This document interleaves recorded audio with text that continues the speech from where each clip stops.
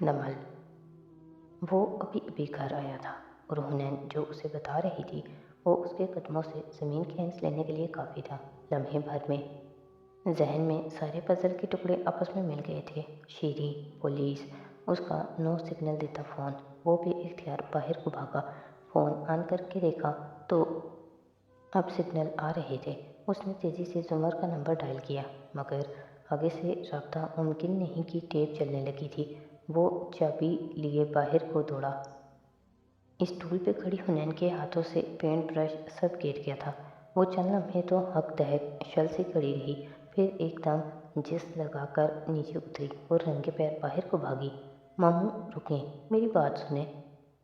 वो कार का दरवाज़ा खोल रहा था जब वो तेज़ी से आई और उसका बाजू थाम लिया। हटो सामने से हुनैन। उसका चेहरा सफ़ेद पड़ रहा था, पूरा जिस्म पसीने में नहा रहा था और यूँ लगता था गोया जान निकल रही हो। आप कहाँ जा रहे हैं? ये सब हाशिम ने किया है, मैं उसे जान से मार दूँगा। वो घुर्राया था। क्या उसको नहीं पता होगा कि आप यही करेंगे? अगर ये सब उसी ने यकीनन ये सब उसी ने किया है तो वो आपके इंतज़ार में होगा। वो आपको नुकसान पहुंचा सकता है। वो कहने के साथ रो भी रही थी। अभी तक उसकी कोहनी थाम रखी थी। तुम्हारा दिमाग दुरुस्त है? जुमर मुश्किल में है। जुमर ठीक नहीं है और तुम कहती हो मैं हाथ पे हाथ रख के बैठा रहूं? हटो। उसने बाजू छुड़ाया और कार का दरवाज़ा खोला। नहीं नहीं, हना ने पूरी कुव्वत से दरवाज़ा वापस धकेला। फारिस की उंगलियां दरमियान में आ गईं, मगर उसने दरवाजे को धकेले रखा। इस तरह जुमर तो नहीं मिलेगी। उसने जुमर को किसी जगह पे बुलाया था जो आप दोनों के लिए यादगार है, अपने घर नहीं। हाशिम से बाद में निपट लीजिएगा, पहले जुमर को ढूंढे मामू। जुमर ज़्यादा अहम है। हर इंतकाम हर बदले से ज़्यादा अहम है। फारिस ने आंखें बंद की और चंद गहरे सांस अंदर खींचे। उसके हाथ ढीले पड़ गए तो हन्ना ने भी दरवाज़ा छोड़ दिया। किसी जगह का नाम लिया था उसने? वो अब ज़रा संभल के उससे पूछ रहा था। नहीं, मगर हम उनके फ़ोन की आखिरी जीपीएस लोकेशन चेक कर सकते हैं। वो तेज़ी से अंदर को भागी। वो चंद लम्हे वहाँ खड़ा रहा, शौक में, मलाल में। उसको क्यों लगता था कि अब वो लोग मशहूर हो चुके हैं तो हाशिम उनको नुकसान नहीं पहुँचाएगा। वो गलत था और वो गलत औरत की हिफाजत करता रहा था। सर झटक के उसने चंद मज़ीद गहरे सांस लिए और अंदर आया। हन्ना ऊपर अपने कमरे में कंप्यूटर के सामने उलझी बैठी थी और उसके कंधे के पीछे से आकर झुका वो स्क्रीन देख रहा था। कुछ पता चला? उन्होंने जुमर के फ़ोन की लोकेशन क्लोन की हुई है। तकरीबन 50-55 मुख्तलिफ जगहों पर जुमर के फ़ोन के सिग्नल्स इस वक्त आ रहे हैं। उसने खौफजदा सी होकर फारिस को देखा। अब क्या करें? वो अब पहले से ठंडा और समझा हुआ लग रहा था। चंद लम्हे सोचती आंखों से स्क्रीन को देखता रहा, फिर सीधा हुआ। मैं उसे ढूंढने जा रहा हूँ। मगर कहाँ? वो फिक्रमंदी से बोली थी। हाशिम के घर। और वो तेज़ी से बाहर निकल गया। अब की बार वो गुस्से में नहीं लग रहा था, वो सिर्फ कुछ सोच रहा था। अपार्टमेंट बिल्डिंग की राहदारियों में छाया धुआं अब ख़त्म होता जा रहा था। शोरगुल की आवाज़ें भी मान पड़ गई थीं। अहमर के फ्लैट के अंदर सिया मरगोले भी बैठते जा रहे थे। एक आदमी उसके सर पे खड़ा तफ्तीश कर रहा था, बेमानी सवालात जो सिर्फ उसको थका देने के लिए 2 दिन से पूछे जा रहे थे, जबकि बाकी दोनों लाउंज में बैठे थे।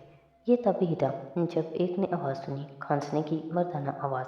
वो एकदम चौंक के बैठा, पिस्तौल निकाल लिया। आवाज़ ज़रा बुलंद हुई। एक फ़ौरन दरवाजे की तरफ आया और कान लगाकर सुनना चाहा, मगर आवाज़ बाहर से नहीं आ रही थी, वो अपार्टमेंट के अंदर से आ रही थी, लाउंज में खुलते गेस्ट रूम के दरवाजे के पार।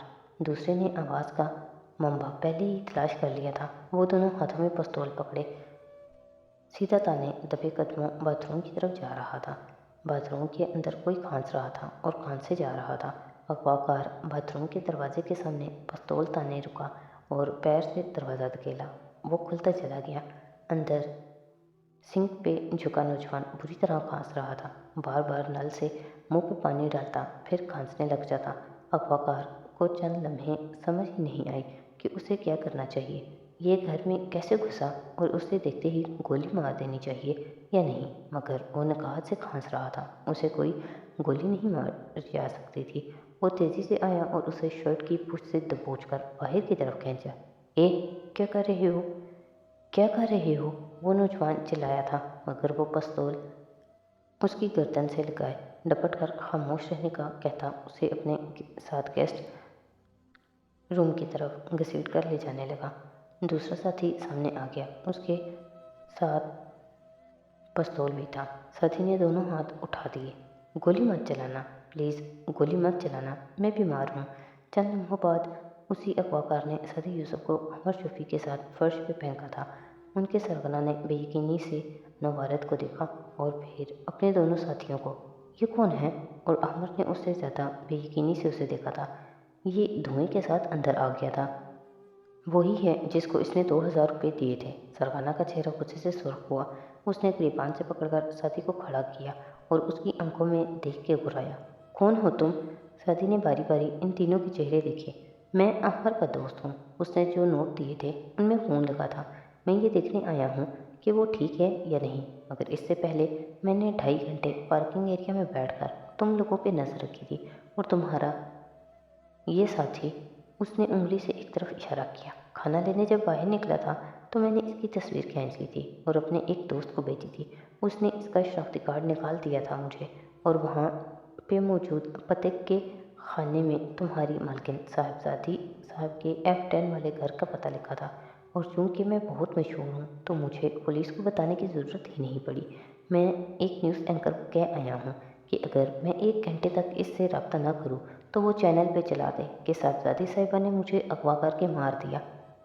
मरने से पहले कातिल का नाम बता देना कानूनी तौर पे बहुत अहमियत रखता है ना? इसलिए तुम्हारे पास 1 घंटा है। हम दोनों को अपनी मालकिन के पास ले चलो और मुझे उनसे बात करने दो। ठीक? संजीदगी से कहते झटक से गिरबान छुड़ाया। वो तीनों ड्राइवर और गार्ड लेवल के गुंडे एक दूसरे को तकने लगे थे। फिर एक आगे बढ़ा और उसके हाथ पीछे मोड़े। साथी ने मज़ाहमत नहीं की, चुपचाप खुद को बंधवाता रहा। फिर वो तीनों तेज़ी से बाहर निकल गए। अहमर अभी तक बेयकीनी से उसे घूर रहा था। और तुम पुलिस को, फारिस को, किसी को नहीं लेकर आए? कोई असला, कोई चीज़ साथ नहीं लाए? रिलैक्स, मैं अपनी ज़ुबान साथ लाया हूँ। वो उसे तसल्ली दे रहा था। लानत है तुम पे साथी, वो हमें मार देंगे। वो दबा दबा से लाया था। बेफिक्र रहो, मुझे अगवा होने की आदत है। मेरा तजुर्बा इस फील्ड में तुमसे ज़्यादा है, इसलिए चुप करके इंतज़ार करो। कहने के साथ उसने घड़ी को देखा। वो अब भी टिक टिक कर रही थी। लम्हा लम्हा रेत की मानिंद फिसल रहा था। जुमर लिफ्ट में इधर उधर टहल कर दरवाजे पे हाथ मार मार के अब थक चुकी थी। वो दरवाजे के बिल्कुल साथ ठंडी फर्श पे अकड़ू बैठ गई थी और बाजू घुटनों के गिर्द लपेट लिए थे। ज़रा ज़रा वक्फे से वो मुट्ठी से दरवाज़ा बजाती थी। कोई है? खोलो इसे, मुझे बाहर निकालो। आवाज़ बैठ गई थी और आंसू चेहरे पे लुढ़क लुढ़क कर खुश्क हो चुके थे और अपने निशान छोड़ गए थे। वो बार बार जहन से अपने दमे के ख्याल को झटकती थी। हाँ, उसे दमा था, मगर आज वो कोई अटैक खुद पे नहीं होने देगी। वो चंद घंटे गुजार लेगी और सुबह तक कोई उसे निकाल ही लेगा। हाशिम उसकी मौत को हादसाती दिखाना चाहता है तो अब बम से तो नहीं उड़ाएगा ना उसे। बस चंद घंटे और। टप टप कोई अजीब सी आवाज़ थी जिस पे उसने चौंक के गर्दन घुमाई। आगे पीछे दाएं बाएं हर तरफ देखा। ये किस शय की आवाज़ थी? फिर गर्दन उठाई तो मुंह खुल गया। लिफ्ट के ऊपर किसी नन्हे से सुराख से पानी की बारीक सी धार नीचे गिर रही थी। जुमर की निगाहों ने धार का नीचे तक ताक़ुब किया। वो लिफ्ट के फर्श पे पानी गिरा रही थी।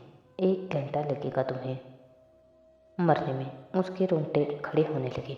1 घंटे में वो लिफ्ट पानी से भर जाएगी। वो उसे एक जिंदा इंसान का अबे जिंदान बनाने जा रहा था। वो उसे डुबो के मारना चाह रहा था।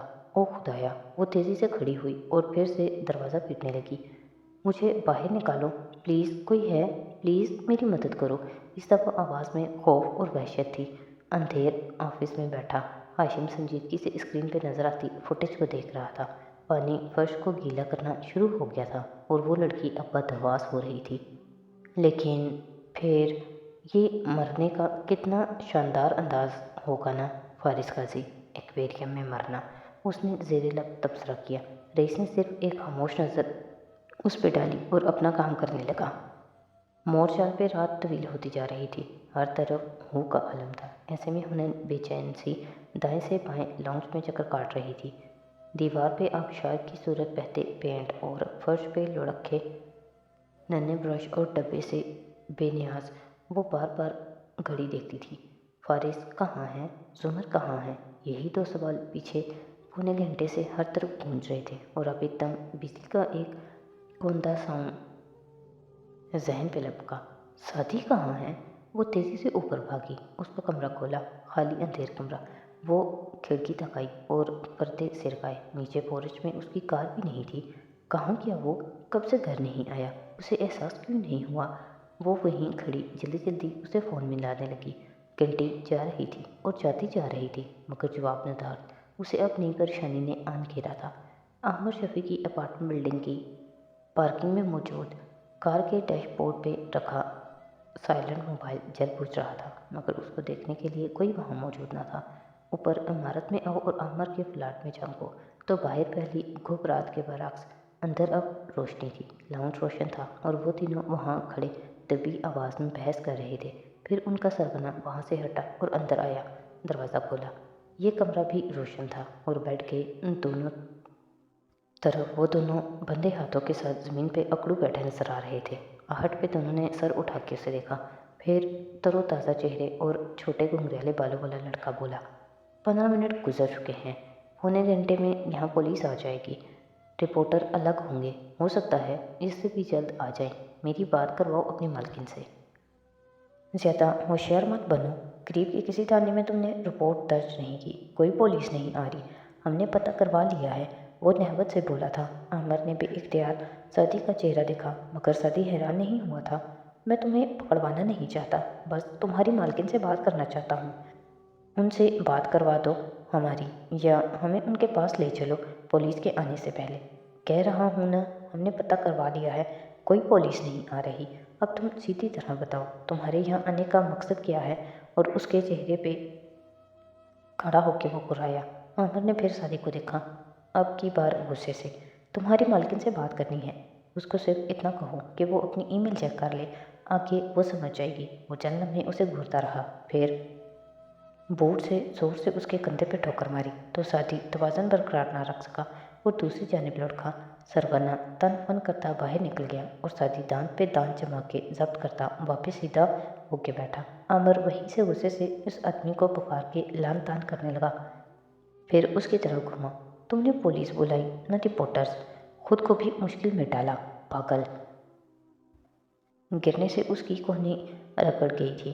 وہ دونوں ہاتھوں سے شرٹ اور آستین جھاڑتے ہوئے تلخی سے مسکرا کے سر جھٹک کر رہ گیا تھا۔ جن لوگوں نے 3 دن سے تمہیں بند کر رکھا ہے، جن کو تمہیں سرے سے مارنا ہی نہیں ہے، جو ڈرائیور اور مالی کے لیول کے گارڈز ہیں، وہ صرف تمہیں کنگال کرنے، سبق سکھانے اور مار پیٹ کرنے آئے ہیں۔ انہوں نے مجھے مار کے کیا کرنا ہے؟ میں ایسے ہی نہیں آ گیا، بلڈنگ کے CCTV چیک کی تھی میں نے، تمہارا ٹریک ریکارڈ بھی یاد ہے۔ یہ خاتون خاندانی قاتلوں کے جیسی نہیں ہے، یہ تنہا ہے، تمہاری حرکت کی وجہ سے اس کا خاندان اس کو ابنڈن کر چکا ہے، اور ان کی سیاسی سیٹ ان سے چھن گئی ہے۔ یہ اپنے آبائی گاؤں تک واپس نہیں جا سکتی، نہ ان کے پاس خاندان کے مردوں کی سپورٹ ہے۔ ایسی عورت نے کسی کو قتل نہیں کروانا، وہ صرف اپنی فرسٹریشن نکالنا چاہ رہی ہیں۔ ایسی عورت سے ہم نپٹ سکتے ہیں، کب؟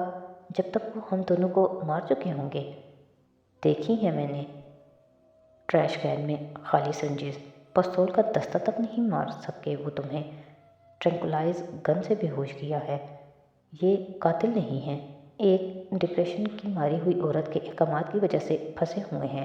میں تمہیں صرف نکالنا نہیں چاہتا، اس مسئلے کو ہمیشہ کے لیے ختم کرنا چاہتا ہوں۔ مجھے یہاں سے بہت پہلے بھاگ جانا چاہیے تھا۔ وہ افسوس سے سر دائیں بائیں جھٹک رہا تھا۔ میں نے اس شہر میں بہت سے لوگوں کو نقصان پہنچایا ہے، یہ میرے اعمال ہیں سادی، ایسا ہی ہے۔ سادی نے رسمی تردید بھی نہ کی۔ عامر نے سر جھکا کے پیشانی تھام لی۔ میں اتنا فراڈ، اتنا دھوکے باز، اتنا لائر کمپلسو بن چکا ہوں سادی، کہ اب چاہوں بھی تو ٹھیک نہیں ہو سکتا۔ اپنے چاہنے سے کوئی بھی ٹھیک نہیں ہو سکتا، اللہ کا چاہنا زیادہ ضروری ہے، اور پھر کوشش کرنا۔ اب کیسی کوشش؟ مسز جواہرات نے اعتبار کیا مجھ پہ، میں وہ بھی خاک میں ملا کر ان کا زیور لوٹ کر جا رہا تھا۔ ایسا آدمی ہوں میں، ایسے آدمی کے دوست ہو تم، وہ تلخی سے چہرہ اٹھا کر کہہ رہا تھا۔ 3 دن سے بندے ہونے کے باعث وہ شدید ذہنی دباؤ میں تھا۔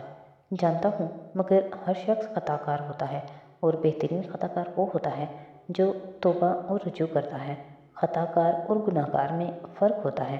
وہ پھر زہر خندہ ہوا۔ ہاں، سب گناہ گار نہیں ہوتے، مگر خطا کار سب ہوتے ہیں۔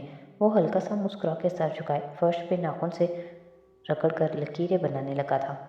میں ایک عمر تک یہ سمجھتا تھا کہ انسان آزمائش آنے پہ 2 طرح سے رد عمل دیتا ہے، یا وہ پاس ہوتا ہے یا فیل، جیسے ابراہیم علیہ السلام ہر آزمائش پہ پورا اترتے تھے، یا جیسے ہم لوگ جو بار بار فیل ہو جاتے ہیں، ہر دفعہ تہیہ کرتے ہیں اب یہ غلط کام نہیں کرنا، ماں باپ سے غصے سے بات نہیں کرنی، بری عادت کی طرف واپس نہیں جانا، مگر اللہ آزماتا ہے اور ہم پھر وہی کر دیتے ہیں۔ میں سمجھتا تھا کہ آزمائش کے 2 ہی نتیجے ہوتے ہیں، پاس کرو تو درجے بلند، اور فیل کرو تو درجے وہی رہے گا یا نیچے جاؤ گے۔ وہ سانس لینے کو رکا۔ احمد خاموش مگر مایوسی سے سنے گیا۔ وہ اس طرح کی باتوں سے خود کو ریلیٹ نہیں کر پاتا تھا۔ میں بہت عرصے سے قرآن بھی پڑھتا آ رہا تھا، مگر کبھی سورہ صاد کے اس واقعے پہ غور نہیں کیا۔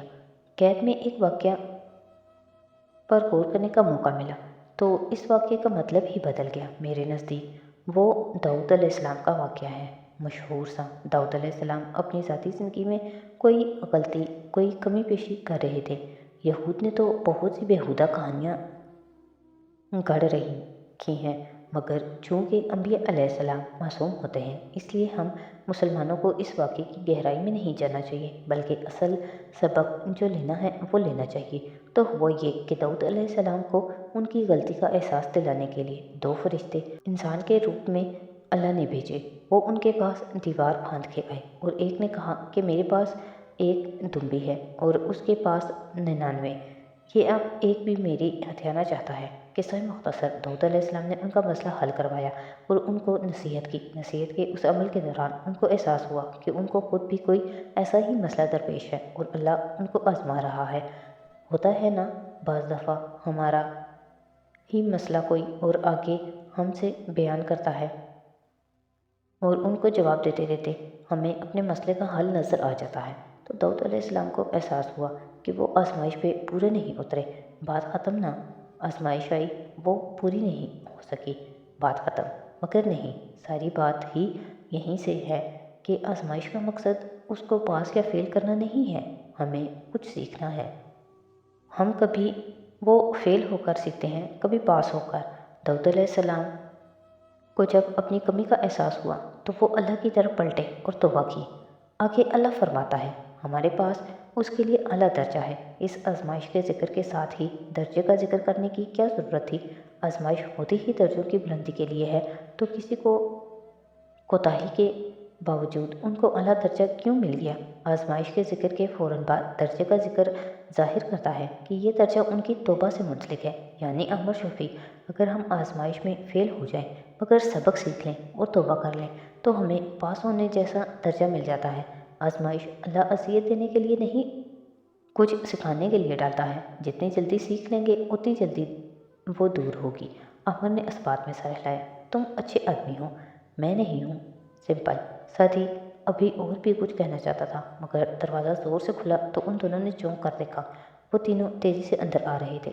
چلو، بی بی نے بلایا ہے۔ ایک جھک کر اس کے ہاتھ کھولنے لگا۔ احمد نے چونک کر سادی کو دیکھا۔ وہ ہلکا سا مسکرایا۔ تجربہ بولتا ہے، اور سر کو خم دیا۔ احمد نے گہری سانس لی اور خود کو حالات کے رحم و کرم پہ چھوڑ دیا۔